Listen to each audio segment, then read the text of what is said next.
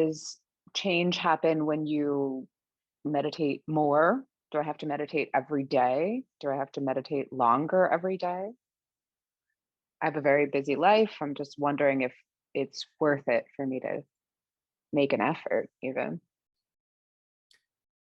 Yeah, it's absolutely worth having a meditation practice, no matter what your sort of commitment, timeline, time ability is. I mean, I'm a father of two and have a busy life as well. So I don't come at this as somebody who, you know, sits on the mat for 7 hours a day. I have lots of things I have to do as well. As you might guess, I'm a committed meditator. So I do meditate daily. Um, Lots of people get quite a bit of benefit meditating a few times a week. And a lot of those meditations could be in the 20-minute range. So I would say on the low end, people are committing an hour a week over days. And on the high end, people are committing to, say, 2 45-minute meditation practices per day. So that's like the range in which someone can work.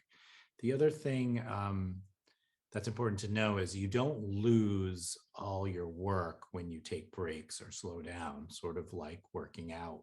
You don't, if you lift weights for 20 years and take 3 weeks off, you don't lose all your muscles. And it's the same with your mind. If you meditate very consistently for periods of time, and then you need to slow that down to deal with life events, and then you pick it back up, it's not like you've never meditated before. So sometimes people kind of go into that with that attitude. So one of the things we talk about a lot in the program is how much should I meditate? How do I adjust my practice for my current circumstances? Is this an appropriate time to meditate? So there's lots of times when meditation might not be an important thing for you to be doing. Like when a loved one dies, there's lots of events we have in our life where it's not your moment. You're in the middle of having a baby, this is not your time to really bear down on your meditation practice. So I recommend that people think about it more as like a long-term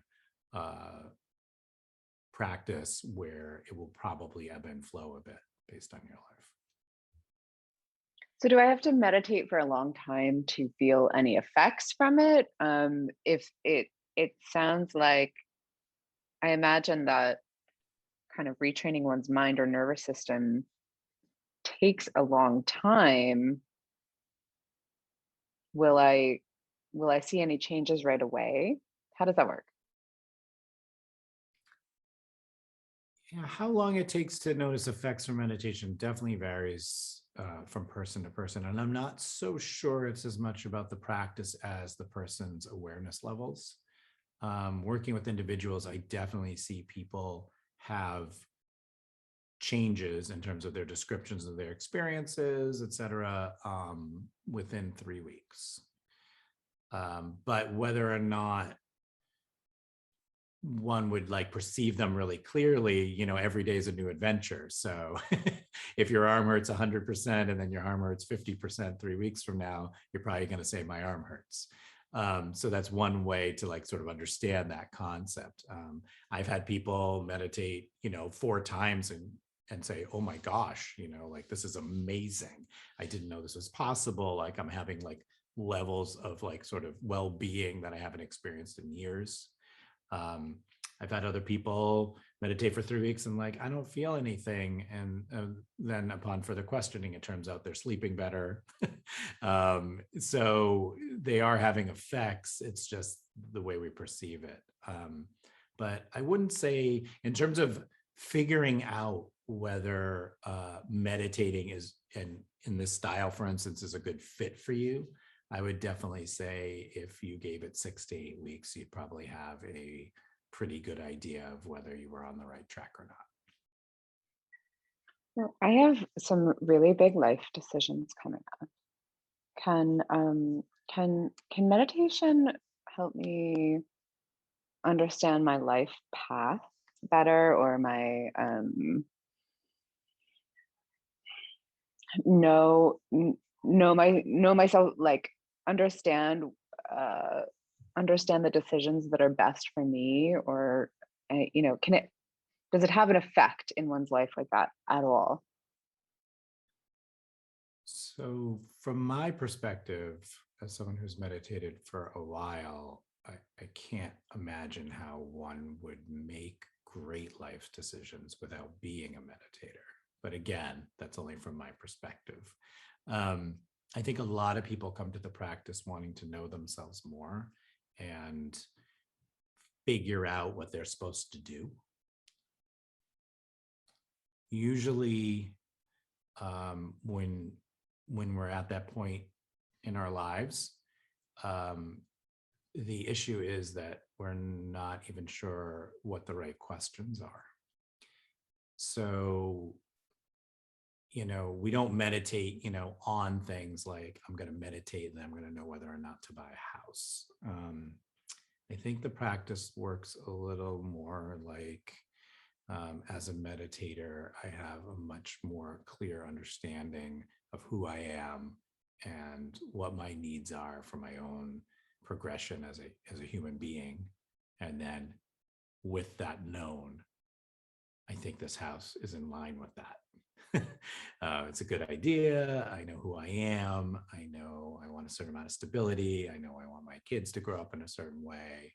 I know I have a lot of fear around making commitments, but since I've meditated a lot, I can sort of handle that fear and understand myself and understand that that fear might be getting in the way of me making a good decision. So that's usually more what it looks like from an internal point of view. One of the great gifts of meditating is being more sensitive to ourselves and more intuitive in a way, in terms of knowing what's important to us and being like sort of open and clear enough to follow that advice from ourselves. So in most of the spiritual traditions, there's this concept of being connected to some universal truths and how we interplay with them. And that's what meditation does. It opens us up in a way and gives us that kind of clarity over time where, we're more able to heed that internal advice and stay connected. And therefore our decisions follow that. So I've seen people make huge life changes after being meditators and realizing that the way they had been functioning and living wasn't in line with who they were. And I've seen people who've meditated a long time and realized the way they've been living was perfectly in line with who they were, so it can work in all sorts of ways, but the real gift is knowing ourselves and using that knowledge as we make decisions. So, in a way, meditating is really the experience of knowing ourselves fully. And without that knowledge, how are we going to know what we're supposed to do? So, how does, sitting still, or even if you're using a technique, how does that lead to knowing yourself better? When we meditate, we give ourselves an opportunity to pay attention to all the things within our mind. And whether we know it or not, as we walk through our day to day, we're entrained or in the habit of paying attention to certain kinds of thoughts and inputs and not others. So on one hand, it would seem ridiculous, right? Like I'm going to sit on this seat here, and after 40 minutes, I'm going to know myself better. And indeed, some days that's all it is. Some days you sit down, you sit on your cushion, the timer goes off, you're like, that was 40 minutes wasted. Every meditator will tell you that. But every meditator that has meditated a while will also say it wasn't actually wasted, because there were internal processes going on in your mind you might not even be aware of. So, one thing that people sometimes don't think about as much is the reason to meditate is what happens when you're not meditating. So, you want to see the effects of meditation, you want your life to go smoother, you want to know yourself better. That's not necessarily in real time on the mat. But what's happening when we sit is it's allowing our sort of deepest, most hidden stuff that's in our unconscious mind to float to the surface. And it allows us to not only see it, but get used to it. So it's a lot harder to train yourself um, to look at things with like an open mind and an open heart in external situations in like regular life. But when you're sitting on the mat and you're having big thoughts and feelings, or new thoughts and feelings, or scary thoughts and feelings, or ecstatically happy thoughts and their feelings, it's a moment where we can train ourselves to relax and soften and open up and experience those things fully. And once we do that, it translates out into the rest of our life. So we're walking around the world, we're raising our families, we're going to our jobs, and we're having experiences. And instead of being reactive and contracting, we're able to stay expanded and soft and open and experience those things fully. And it turns out, you wouldn't think this at first, because when your boss is yelling at you, you're not thinking, I want to experience this person yelling at me fully. But it turns out when we're able to do that, we make better decisions. We make better decisions in the moment, and we make better life decisions. We're able to see things in context in real time, so that we're not as reactive, and all of our behaviors and habits that we already know we don't like that we do can be minimized. So, so you're saying that by really diving into a meditation practice, I can change some of the habits that I have. It will help me change habits that I have, um, that I don't want to have anymore, but I can't seem to shift. Yeah, absolutely. Meditating helps us create agency over ourselves. We know ourselves, and it gives us the ability to make choices. And so we are freer. So, one of the baseline goals, if you're going to have a goal for meditation, is I want to be more free. And how are we more free? We're more free when we are able to choose. Um, and we can't choose when we're living in reactivity. So, if we have habits and ingrained patterns that we wish were different, one of two things is going to happen when we meditate for a while. Either it's going to be easier to make different choices, or we're going to realize that those patterns and ingrained things don't actually bother us.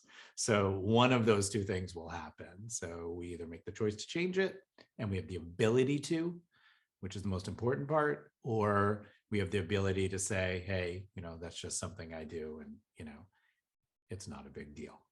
So meditating, because of those two things, creates a sense of freedom and well-being and happiness in us.